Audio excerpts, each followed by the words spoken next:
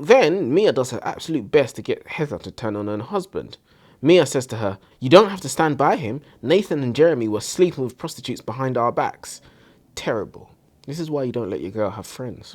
Heather confesses that she knew her husband. That's crazy, bro. This is why we don't teach him to read. Heather. Maya Stone has spent years standing behind her politician husband, Jeremy. He loves her, the cameras love her, the press loves her. When her body is discovered buried in their backyard and Jeremy arrested, Maya's carefully constructed life begins to crumble. Alone, abandoned, and with nobody left to trust, Maya starts digging for answers, only to discover truths far darker than she ever imagined. Got a very blurby title, a very blurby intro this time. And it's not misleading. misleading. It tells us exactly what we want. And Yeah. So what did you think of the book? Pause this video right now. Go and read The Devoted Wife by Sarah A. Denzil. And when you're ready, you can join us for the discussion. Or you can join us anyway, because we're going to tell you all about it. My name's Elijah. And I'm Joseph, and welcome to the iShow Library. So, Sarah A. Denzil, one of our... I'm not even going to say it. We've read books by her that we've liked, and we've read books by her that we've disliked. Mm-hmm. So this is the third book that we've read by her. One we loved, We Play Games. We loved that book. Games. The second book, fantastic. Secret Sister, we didn't. It wasn't a good book. I remember that. Whatever it was about the twin sister. Oh yes, I do remember that. Yes, I do remember that. Yeah. So whatever we thought about that book, it wasn't a good book. It wasn't a good book. Games was good enough for both of them. Yeah. So now this is where she solidifies. It's the tiebreaker. Exactly.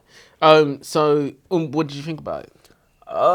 Rubbish. You thought it was rubbish. No. You thought it was rubbish. I wouldn't say rubbish. It's not to the standard. It's not to the standard. Oh no, not We Play. Oh no, come on. What is? But no, I didn't think it was that bad. It wasn't disgraceful, but no, it wasn't disgraceful. It wasn't a good book. Maybe the bar's just become so low over the because I said it's not disgraceful, and I'm like saying it's that not a disgraceful book, but it wasn't a good book. You wouldn't want to put your name down on it and say, I say that this book's good. So yeah, I think the end did a lot of heavy lifting, to be honest, and even the end wasn't like. I thought the end was the best thing. I think the end was the worst part about it. Fair enough. Jeremy Stone is popular, well liked, and charismatic. All the things that a good politician should be. The cameras love him, the voters love him, the journals love him, but nobody loves him more than Maya, his devoted wife. He's a cheating liar, just like the politicians that we got. 100%, just like me. So imagine Maya's shock and disgust when one day in front of the press, a disgruntled taxpayer comes up to Jeremy and declares, "You disgusting pedo!" Yikes. Okay, I don't think he actually spat, but you get the idea. I decided to take some artistic license. I've seen this trope before. Well-liked, charismatic guy is hiding a darker secret. For Sarah A. Denzil's sake, I hope she's going to take this in a different direction and not turn it into a carbon sloppy of every psychological thriller I've ever read. I've coined carbon sloppy, and I will not be persuaded. I'm going to use this forever now. Carbon sloppy. But yeah, no, I wasn't really sure about the premise of the story because I was thinking it's a psychological thriller. It's going to be one of those things, housewife finds out husband's kind of got dark secret stuff. There's only two ways he can go. Either he's a bad guy or she's the bad guy. There's no other way that they can go. It's a binary sort of thing. It's very binary. They're locked in. It's very monochromatic. Either, he's going to be cheating on her and doing all this dark stuff. Maybe he's a pedo. I was all for it. But as long as it's well executed, I don't really mind being locked into a binary. Exactly. So it's not a deal breaker. So, the book starts with us meeting Jeremy, a promising politician, and his so-called devoted stay-at-home wife, Mia. Mia finds out that Jeremy's been going on the piss with his mates. This angers her for whatever reason, and she decides that she will no longer be the obedient, attentive trophy wife for him anymore. In an act of defiance, she impulsively and without hesitation takes a pair of scissors to her hair. "I'll cut my hair the way I want," she says to herself. After making short but shoddy work of it, she sets her sights on the next task, the one her husband told her not to do for her own good. "Gardening is hard work, darling. You aren't skilled. You don't know what you're doing," Jeremy said to her.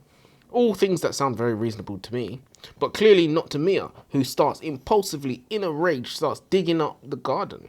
The garden that probably bloody well doesn't belong to her, I might add. Anyway, by her own hand, she destroys her life as she knows it. because she finds the body of a small girl buried in the back garden. Mia, from the first chapter, came across as terribly childish. This is a fully grown middle-aged woman having a tantrum. She's literally cutting off her own nose to spite her face.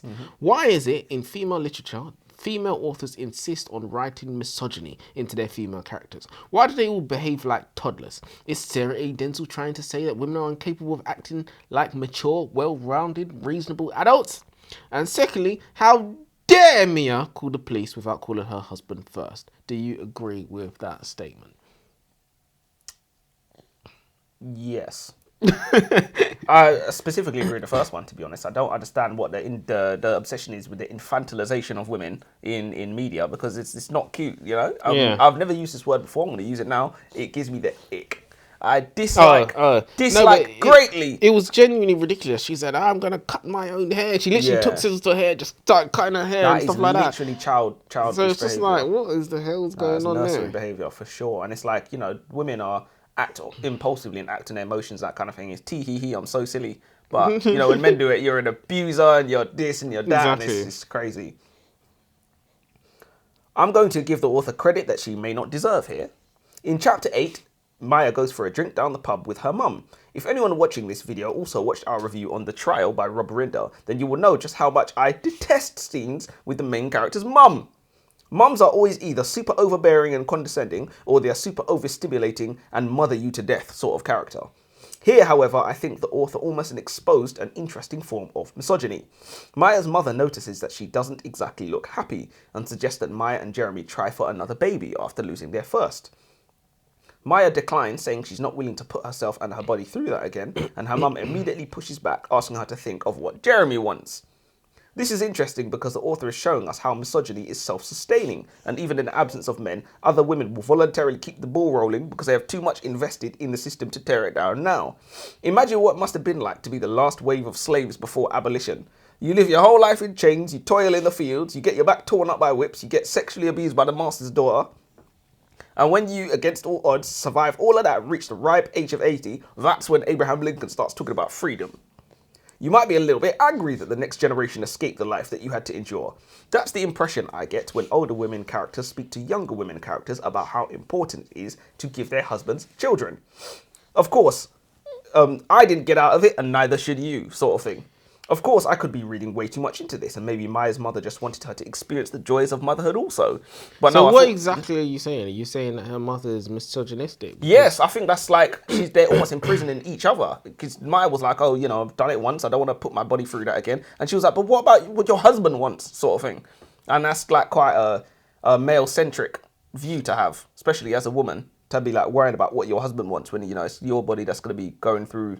But I would argue that that's one side, that's one good thing about this book. You know, we never asked that question, what about the husband? So I think that was a good difference to have. No, I'm not saying it's bad. I know. I think it's interesting because, you know, but I wouldn't call that misogyny. Men are always seen as the, well, it's certainly not for women's liberation. I would, you know, it's certainly not a perspective for women's liberation. It's an anti-feminist view, but I wouldn't say it's misogyny. Maybe that's a better way to put it. It's anti-feminist. Definitely, which is good because we're anti-feminists.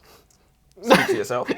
I'm a feminist. I'm an ally, ladies. No, of I'm course. going to put my number in the comments. No, of course. Feminist is about women having equal rights, and of course, I mean, who isn't for that? Well, they already have it. It's a job done, in my opinion. Yeah, now you done it. Now you done Went it. a little bit too far. I knew it. I could feel it. I'd like to start by saying we were robbed of a tension-filled scene where a husband and wife could have been conversing about what to do about a body in the garden. Because of Jeremy's position in the government, he might be interested in covering this up, to his wife's dismay. We could have had the moral debate. She could have been the pioneer for justice, whereas Jeremy could have been the champion for the reality, which would be blowing up their lives will not bring the little girl back. This pivotal argument would be useful and would hit even harder once we get the reveal at the end, because Mia would have to eat her own words. Instead, the author decides to go in a different direction, where the main focus is on Jeremy and his billionaire buddy Daniel Collins are repeatedly cheating on their spouses. And half of the book is spent on Mia being upset for her husband cheating on her. How could you do this to me? How many times did you cheat? It's like, oh, come on. It was 3 years ago. Let it go. You didn't even notice. You were happy. Completely fine. Boys will be boys. It's like, where do we draw the line? If you found out your spouse cheated on you 5 years ago, 10 years ago or more, are you seriously going to leave now? Does that make sense? What also makes no sense at all, and we're actually given no explanation for it, but why on earth is the wife doing up detective work and snitching on her husband? After the police search their house, she does a second sweep and finds a secret phone in her husband's study. She then immediately hands it over to the police, and she even went above the call of duty by telling them, I think you should look into his financial records too. I think you'll find them very interesting. Exactly. Whose side is she on? Yeah, that's crazy. Ladies and gentlemen, betrayal is betrayal. If you're going to turn over your partner to the police, then you are no better than they are for cheating on you. You have betrayed them too. In fact, I believe one is much worse than the other. Joseph, would you date a woman that, when given the opportunity, unprompted, unpressured, called the police on her husband? She didn't just call the police. She did a forensic sweep. Unprompted, unpressured. Yeah, you have two women in front of you. One says, my ex cheated on me and I looked the other way. And the other says, he cheated on me and I wrecked his life afterwards. Would you avoid the latter and actively seek out the former? And do you think that Mia did as bad as her husband? No, I definitely don't. It's, when these stories are written by people with agendas, they're always going to paint certain things in one light, certain things in another light. It's never looked at as, a woman calls the police or whatever. That's never going to be looked at as bad as cheating. Yeah, because exactly. he who controls the internet controls the narrative. But betrayal is betrayal. They're both bad. Yeah, no, I agree. You've betrayed their trust, and then you've gone behind their 100%. back. So don't. And started offering up additional things that police didn't even ask for. Crazy. Didn't ask for them. Additional sweeps of the house, finding things, and then handing it in. She checked their Fair work. enough. I mean, if she was like, "Oh, you missed that," Even now, I'll be real. That's still bad. That is still bad. But finding it, searching for it, finding it, and then going to doing the police job for them. Yeah, she checked their work. Literally returned it in red marking. Crazy. That is crazy. You should kill her. One thing I look for in psychological thrillers is the immersive experience. I want to be immersed in the reality of what my characters are going through. This is a very strong part of the story, especially in the parts where human remains are found at the Stone residence and Maya and Jeremy are brought in for questioning separately. Maya's legal representation rattles off a list of do's and don'ts for her, and it opens the reader's eyes as to all the tricks of the trade. Not to bring it back to the trial again, but I remember when we read the trial, it was a similar scene where where eyes are open to like the ins and outs of the legal world and the ways in which lawyers can trap you and stuff. I found that very interesting. There was a similar thing here. When the police interviewer leaves silence, don't be tempted to fill it. When they ask you how you think the body came to be there, refuse to speculate. Do not provide any DNA samples or material evidence. Do not attempt to recall names, dates, or calendars from memory under pressure. Yeah, I even wrote it down. It said, "Oh, where were you 5 years ago on this day?" I was thinking to myself, God forbid if somebody asks me that. Oh my God, prove under your pressure. alibi. It's like got the light on my head and you expect me to remember? Don't even remember what I had for dinner yesterday, exactly. mate. But yeah, no, it was really interesting. It's less like an interview and more like a choreographed dance. Like the objective is to get Maya to incriminate herself as early as possible. My favourite one was when the police interviewer leaves a silence, do not be tempted to fill it, because that's something I do. If I'm talking to someone, they don't say anything, I'll just keep talking. And that's just what they want you to do, playing right into their hands. So anyway. I think you need to go again anyway, because I've got one more. Okay. I'm not sure if the decision to include the chapters of the dead girl, Chloe Mills, was a good idea. The book is padded with chapters from the perspective of Chloe Mills, the girl who was murdered, and as far as I see it, the girl who died. And as far as I see it, the main pro of this is that it makes the book longer and raises the word count. I'm not against multiple timelines in principle, but it should be in service of the story, or so I feel, and I don't think this It was. just makes it cheap. It's like, if you're going to give us points of view from the Chloes, you might as well get rid of everything and just give us the point of view from Chloe. Just tell us what happened. Just tell us what happened and then leave it. Like, why are you giving us the mystery and then giving us the answer, then drip feeding it? Like, They're trying to make it to how to get away with murder. It's like, we know what you're doing here. This isn't clever. This isn't creative either. If I wanted this, I'd just watch How to Get Away with Murder season 1. Before I get to my final thoughts of this book and discuss the shambolic ending, I'd like to firstly say that I thought it was reasonably entertaining. The pacing was good and kept me guessing. I mean, I was even shocked when Jeremy turned up dead. Killing off main characters is always a ballsy move. I think I'm even going to commend the author for creating such a contradictory, complex, self-righteous main character by the name of Mia. I hope she was intentionally written that way. She was riddled with double standards. She went from, how could you cheat on me, to, good, he doesn't know it was me that handed in his phone. She'd go from screaming at her mother for not telling her that she was involved with the death of Chloe, to saying, Gordon will never know what happened to his daughter, but perhaps not knowing is a kindness. What in the contradiction is going on? She goes on to say, Lorraine may have made some terrible choices, but she didn't deserve to lose her child. What? She left her infant in the car at night so that she could take hard drugs and have sex with multiple men for money. Lorraine may not have made terrible... She said Lorraine may have made terrible choices. May as well. May! She said Lorraine may have made terrible choices, but she didn't deserve to lose her child. Is she on drugs? Absolutely, 1000% deserved to lose her child. Obviously, the child didn't deserve to die, Yeah. but Lorraine does not deserve to be a parent. Then Mia does her absolute best to get Heather to turn on her husband. Mia says to her, you need to call the police. Heather says, I can't turn my husband in. I just can't. And in fairness, she genuinely did believe he was innocent. Mia said, you don't have to stand by him. Nathan and Jeremy were sleeping with prostitutes behind our backs. Terrible. This is why you don't let your girl have friends. Heather confesses that she knew her husband... That's crazy, bro. This is why we don't teach him to read. Heather confesses that she knew her husband was having some innocent fun on the side, and still she stays devoted. It's interesting how Mia is portrayed as strong, whereas Heather is portrayed as weak, when the difficult thing to do is to weather the storm instead of letting your emotions get the best of you. But in any case, on to the problems with the ending. It left me with more questions than answers. Why is Mia playing detective? Why was the body buried in Jeremy's garden in the first place? Does the author think it's realistic for somebody to take drugs and miraculously forget that they killed somebody? So in short, I thought that the ending was a big mess. And do you agree? And what are your opinions on the complex main character? Do you think those contradictions were intentional? Did you notice them? Or did they bother you? I noticed a few of them, but I also think women are allowed to be hypocrites just as much as men are. So it doesn't read to me as a problem in the story. I didn't find it a problem. I just wanted to know, was it intentional or was this just normal? Is this just how women or people think? Honestly, it's tough to say. Because if this wasn't intentional, I mean, the contradictions were crazy. Because Sarah A. Denzil is a good writer, so she's definitely skilled enough. But she's a woman. I wasn't going to say it, but it's tough because we read so many female characters who are exactly the same like this, who are just riddled with contradictions, who, you know, only see the world from their own perspective, double standards, that kind of thing. So how can he cheat on me? And then in the next statement was good. Yeah. He doesn't know. Yeah. Fair enough if she said, I found the phone and I gave it to the police. Now we know you're an honest person. You haven't betrayed your husband, but you're an honest person. You did what you believe was right. Yeah. She hid it from him. That's not what people do. People don't do what they think is right all the time. And sometimes people, you know, point. What did Jesus say? Let he who is without sin cast the first stone. Sometimes people point their finger and then, you know, 20 minutes later, they're doing the exact same thing because people are just hypocritical. So I don't really see it as like a plot hole or anything. It's definitely a character flaw. But, you know, yeah, no, but that's what I did say at the beginning of my note. I commend the author for making such a miraculously complex, contradictory character, if it was intentional.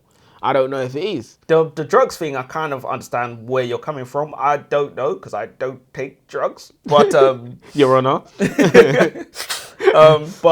We should do a hair follicle test. That will give us the real answers.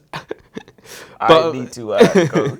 But yeah, so no, but the drugs thing. Oh, she was on drugs and miraculously forgot what happened. And she just forgot. I don't feel like. At the same time, I'm like, I don't know if that's impossible, but at the same time, I don't think but when your whole plot should not hinge on she just forgot. That doesn't rub me up the right way. And I like to be rubbed up the right way. But no, it doesn't. It's not good if your whole plot hinges on she just forgot. And also, didn't forget. When she did find out that the child died at her hand. Started pointing fingers. She said, he's a bad man. He deserves to go to prison. But miraculously, I don't. So this is why it was led to believe that the contradictions was intentional. Because you can't get around that. When you've been going on for the whole book, our little girl has died. I think perhaps one of the points made as well by the book, it was never said, but this is a very common trope, is that the mentally deranged housewife sort of thing. It's just like living as a housewife, not really having your own agency, not having your own money, not doing your own thing. It kind of drives women crazy. I wouldn't know. I've never done this. Chilling out in think my own there's house. Chilling in my own house all day sounds like great fun to me. I think there's but an illusion that the man who's out working has agency. It's the same Course not. situation. It's the Course other not. side of the coin. He's making the money, but he doesn't get to decide where it's spent. It's That's true. The Look, same no things. one has 100% agency. Having said that, he does have his own money, which is a level of agency that a lot of housewives didn't have. I don't he does know. have his own I don't. money. I don't though. know if I agree with that If statement. somebody said to you, which one would you rather be? Would you rather go to work and pay for everything, or would you rather stay at home, have none of your own money, and rely on what your girlfriend gives you, what she allows you to have? Which one would you choose? Stay at home. Would you? Yeah, because look, if you're the man making the money's still not yours. No, I understand It's that. the same thing. You guys buy things that the house needs. He doesn't want to buy tampons. He doesn't want to buy bras, but he's got to buy those. It's the same thing. No, I hear that. So you're saying there's absolutely zero difference. I think it's the other side of the coin. One, you've got responsibility. You can't take a day off. You can't get sick. The other, you get to do pretty much what you want. You got to do things around the house, but after that, you're free. I heard this guy say, this comedian, and he said he heard a woman say motherhood is the hardest job in the world, and he was like, In the world? That's what he said. That's what she said, and he said any job that you can do in your pajamas is not the hardest job in the Crazy. world. And he said Crazy. she's putting DVDs into DVD slots. But no, in all And Mia seriousness, didn't even have a kid. This is the thing. Yeah, that's she was sitting 100%. at home, locked, she was living feet it up, She was everything. living it up like Ja Rule, man. She was living her best She life. should be doing the bloody gardening, but no. Jeremy was like, "Oh, we'll call the gardeners in." Like, Pay for gardeners is crazy. have you as well. finished then? I'm pretty sure you got one more, innit? I have one more, yeah. I am not at all surprised that Maya ended up being the one who killed Chloe Mills. Spoiler alert, by the way. After finding Jeremy cheating, Maya goes into hysterics.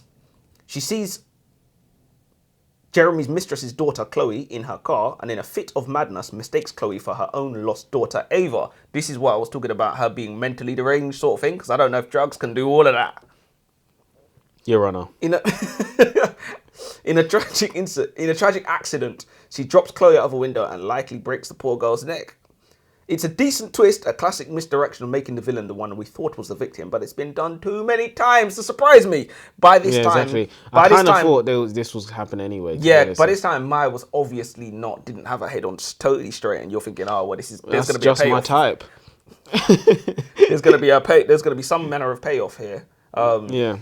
Look, I thought it was pretty decent. Again, I agree with you about the drugs thing, but again, I'm not an expert on drugs. I don't know if that's impossible. I don't know if it's possible or not, but I don't like when a plot heavily relies on this one thing, and Coincidence, without yeah. that, drugs wiping her memory, then none of this would have, none of it would have worked. Or whatnot. When you mix that with the fact that we get chapters of Chloe, because the story can't be, I don't know. That was probably the biggest criticism I had of the story. Where I was just like, it didn't need it. It's trying like to merge two different stories. if you're gonna have that, then get rid of the other stuff and just tell us what happened with Chloe. Yeah. And then why was the body buried in Jeremy's garden? That's a great question. In the first place, why did panicked. Jeremy get killed off? Like there was loads of things that I found very, very strange, and it just seemed like weak writing to me. I mean, Jeremy killed off, I think that's okay. I think that author was trying to work that angle that I was talking about before, the mentally ill housewife sort of thing, the housewife going crazy from the years of neglect and abuse or whatever. I think that's the angle the author was trying to work. Because look, I don't know, but it's just like if you're been treated poorly for a while, which she hadn't been. which you can argue she hadn't been, or you could argue she had been maybe. I don't know Beetle. Huh? I don't know Beetle. You don't know Beetle? Yeah, no, that's the nickname that he called his wife. Mia was called Beetle. I don't even remember that. Because she had a beetle brooch when he met her. Right? Oh, okay. And he'd call her Beetle. But yeah. Why is there always some cringy nickname? Yeah. Was it what was the one from the the fish. crash? For the fish. Tuna. Yeah. Yeah, tuna. Oh yeah, tuna. Insane. Yeah. But no, I think they was trying to work the housewife thing, and it's, when you're being treated poorly for like an extended number of years or whatever, you can act in very irrational ways, like taking a pair of scissors to your hair, for example. Again, I don't know if example. she'd been treated poorly. I thought she'd been treated very well. So you thought she had it good? I thought she had it good. She's the politician's wife. She's got status with that. She's staying at home. She ain't had to do anything. Yeah, he went out on the piss a couple of times. Who's not doing that? To be Do you honest? know what I mean? Having a couple of side bitches there, boys will be boys. Sort To of be thing. fair, all right. Do you know She didn't what? even know. I can understand. I can understand why a woman would be angry that her husband's had a couple of side bitches. I can actually get that. Yeah. That's fine. Going out on the piss is one non-negotiable. Like, come on, that's actually harmless. He's gone out, a couple of drinks or whatever. He's come home shit faced.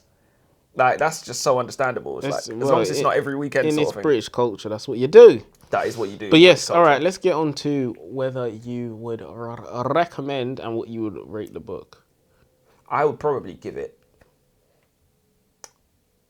I'll give it a solid 2. I'll give it a solid 2. I think it deserves a 2-3. If you said 3, I would be like whatever. But I think 2 is like. I think 2 is probably harsh, but 3 is probably generous. I think you have to. It comes down to whether you want to be harsh or generous. Like which one feels like less wrong. I feel like it feels. 2 is harsh. I think generous is a bit. It can't really be generous. I think 3 is just okay. That's what I think. I think 3 is okay. I think 1 is embarrassing. 2 is like not good enough. It wasn't 2 good is like enough. 3 is like okay. 2 is like could have been good. No. 3 is it's okay. I mean, it's an okay book. 4 is like this was quite good, and then obviously 5 is like excellent. The Bible. So I think 3. No, the Bible's a 1, but yeah, I think 3. Put it in the fiction section. No, I think 3 is fair enough. It was okay. I mean, it wasn't a bad book. It wasn't a bad book. So you're gonna go 3. I would be happy to give it a 3. I was gonna say 3, but I think 2's a bit harsh. 2's a bit harsh because the elements were there. It was entertaining, and I've knocked a bit off because of the Chloe Mills chapters, and also the miraculously mind wiping drug. That was a bit cringe as well. To be fair, maybe 2. When you frame it like that, if you call anything a that's miraculous what mind it wiping is. drug, no, I know you're not wrong. Her mind was wiped. No, I know from you're not committing wrong. something a crime. It's like having truth serum, innit? In the book, we just like that's not real. Yeah. But yeah, 2 is fine. I wouldn't recommend it. If I was going to recommend a Sarah A. Denzil book, it would be We Play Games. We already know. 100%. So yeah, I might go read it again. I probably wouldn't recommend it either. But it's tough because there's not many books I would actually recommend. Exactly, that's good. Fair enough. I don't see the problem with that. You respect people's time. So yeah. All right. Well, shame I don't respect my own. We'll be reading stuff like this. Yes, we're gonna be reading a book by Tara Maffrey. Oh, Tara Maffrey. Is it Release Me? No, Watch Me is the one we've read. Release Me is the new one. Yeah. It came out on the 6th of April, so we're going to read that and have that ready for you next week. And we're going to actually have your name in there because somebody recommended it to us. I can't remember what it is, but yeah, who it is. But thank you for that. If there's any other books you want us to read or hear our views on, let us know. And Elijah will read them. Yes, we will read them. And we should have asked if you guys to like, subscribe and all of that stuff, But yeah, I suppose till next time. Till next time.